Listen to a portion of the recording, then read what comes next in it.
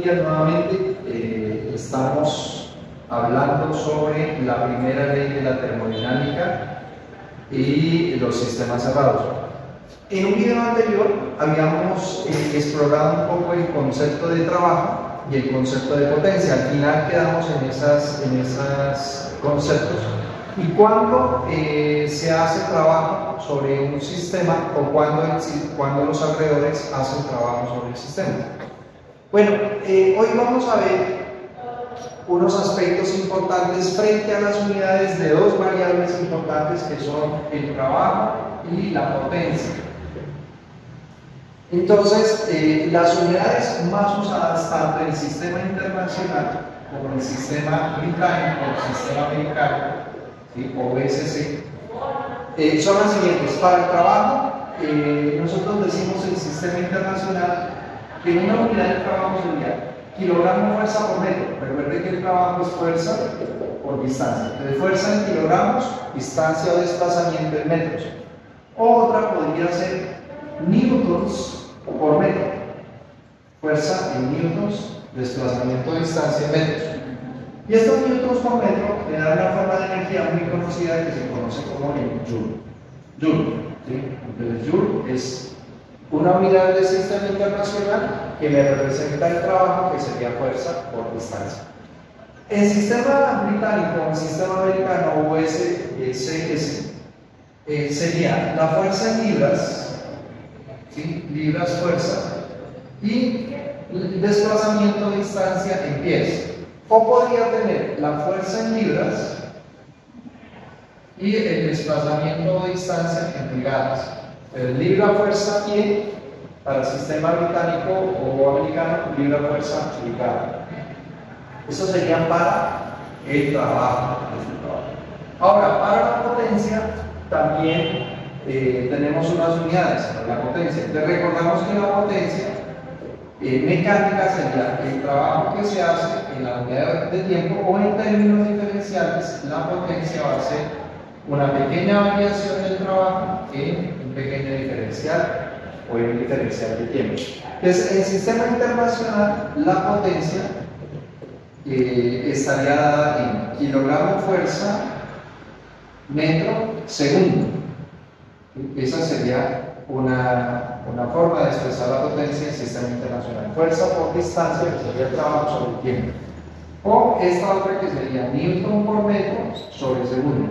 Fuerza en newtons, distancia de desplazamiento en metros, tiempo en segundos. O la típica, que es conocida porque el newton por metro son joule, ¿sí? Y joule sobre segundo son watt. Joule sobre segundo son watts o vatios, ¿sí? El sistema internacional. El sistema británico o el sistema americano, entonces diríamos que son libras fuerza pie sobre segundo, libras fuerza y pulgada sobre segundo, ¿sí? Pero resulta que hay unas unidades, existen unas unidades que nosotros seguimos manejando debido a la influencia que se tiene por el tema de las unidades americanas. Y en sistemas de potencia se utilizan unas unidades que son los horsepower. Horsepower, horsepower, caballos de fuerza. ¿Sí? Entonces, ¿a qué es igual un horsepower? Entonces, un horsepower, que es una unidad americana, es igual a 746 vatios. O es igual a .746 kilovatios. ¿Sí? Si yo divido esto entre 1000. ¿A qué es igual también un horsepower? Un horsepower es igual a un caballo de fuerza, es igual a 550 en sistema británico libras fuerza pie sobre segundo. 550 libras fuerza pie sobre segundo. O es igual un horsepower a 6600 libras fuerza pulgada sobre segundo. ¿Sí?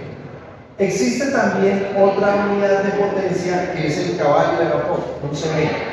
Un CV, un caballo de vapor, es igual a 736 vatios. Entonces aquí habría una equivalencia importante entre los sistemas o entre las unidades tanto del trabajo como de la potencia para el sistema internacional y para el sistema británico. Y es importante tener en cuenta estas unidades porque ellas nos permiten pues, no solamente resolver diferentes tipos de problemas que más adelante veremos.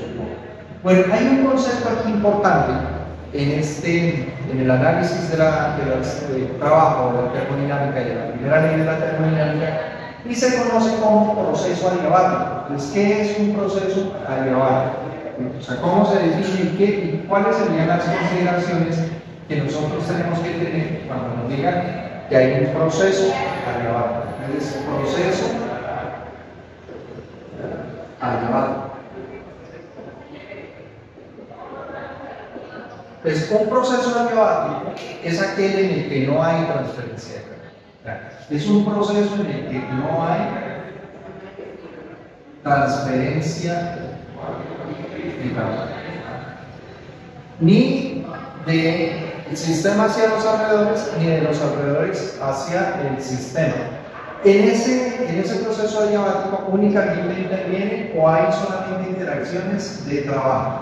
Solo hay trabajo. Un proceso adiabático solamente hay trabajo, no hay interacciones de carga. Así se conoce el concepto de proceso adiabático.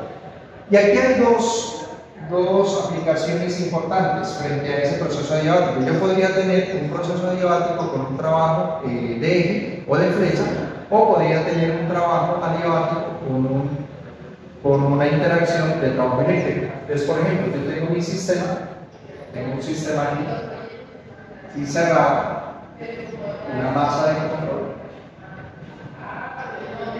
Aquí hay una cantidad de agua. Aquí está mi sistema. Y resulta que yo a este sistema le he colocado una rueda, la misma rueda que teníamos, con unas paletas, con unas aspas. El sistema está conectado a una polea y la polea tiene una correa y esa correa tiene un peso. Entonces, cuando este peso se desplaza, ¿sí?, hacia abajo, lo que va a hacer es que hay una interacción, hay una transformación, hay un movimiento mecánico, y ese movimiento mecánico hace que se mueva esa rueda de paletas. Y esa rueda de paletas, al moverse, lo que hace es una interacción y una energía que está entrando de los alrededores al sistema, que está produciendo dentro de ese sistema un cambio. ¿Sí? La agitación del agua está produciendo un cambio, posiblemente un incremento de temperatura. Entonces, aquí yo tendría un sistema cerrado, un proceso adiabático con un trabajo de eje o un trabajo de flecha. Aquí sería trabajo de eje o trabajo, también se conoce como de flecha. Solamente hay un trabajo mecánico.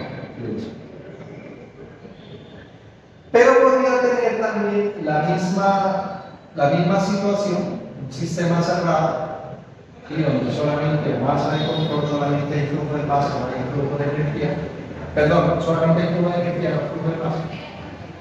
Y aquí internamente tengo una resistencia eléctrica, y esa resistencia yo la conecto a una batería, aquí estarían los bordes de la batería, y produzco el mismo efecto de variar la condición de temperatura de esa sustancia que está dentro del sistema con un trabajo eléctrico. Es decir, que yo podría generar esa interacción entre los alrededores y el sistema a través de un trabajo de eje o un trabajo de flecha, o hacerlo a través de un trabajo eléctrico. ¿Sí? Bueno, entonces hay un principio, ¿sí?, de conservación de la energía para sistemas cerrados. Ese principio dice lo siguiente, por eso vamos a observar en el video de hoy. Dice que la variación de energía para un sistema cerrado es igual al trabajo que se genera más el calor. ¿Sí? O en términos diferenciales yo podría decir que la variación de la energía es igual a la variación del trabajo más la variación del calor. ¿Qué tendría que considerar aquí? Que si el proceso es adiabático, entonces no vamos a tener transferencia de calor. ¿Sí? No va a haber transferencia de calor. En eso consiste el principio de conservación de la energía. Aquí hay un ejemplo que vamos a plantear, es el siguiente. Presten mucha atención a este ejemplo sencillo que es más conceptual. Pues miren lo que dice el problema. Dice, la energía total de un sistema cerrado aumenta en 55 kilojoules. Entonces, lo que me está diciendo es que la energía total de un sistema aumenta en 55 kilojoules. En el curso de un proceso que se realizan 100 kilojoules de trabajo sobre el sistema.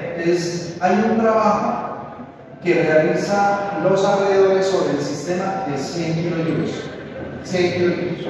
Entonces, me está diciendo dos cosas. Primero, que la energía total del sistema cerrado aumenta en 55 kilojoules y que el trabajo que se realiza sobre el sistema es de 100. Me hace dos preguntas. Primera pregunta, ¿cuánto calor se transfiere durante el proceso? Segunda pregunta, ¿cuánto es el calor en kilojoules? Y la segunda pregunta que me hace es sobre la dirección de ese calor, es decir, si el calor entra al sistema o si el calor sale del sistema. Si el calor es positivo o negativo. ¿Cómo resolvemos ese problema? Entonces lo resolvemos de una forma muy fácil a partir de el principio de conservación de la energía para los sistemas cerrados. Entonces vamos a decir que la variación de la energía total es igual al trabajo o la variación de trabajo más la variación de calor. ¿Qué tenemos nosotros? Nosotros tenemos la variación de energía, son 55 kilojoules, y tenemos el trabajo que por ser positivo nos está diciendo que son los alrededores los que lo añaden al sistema. Entonces desde ahí despejamos el calor. Entonces este trabajo que está positivo lo pasamos al otro lado de la negativo, nos quedaría variación de energía menos trabajo es igual al calor. Y reemplazamos los valores, entonces sería 55 kilojoules menos 100 kilojoules, que sería el trabajo, nos daría el calor.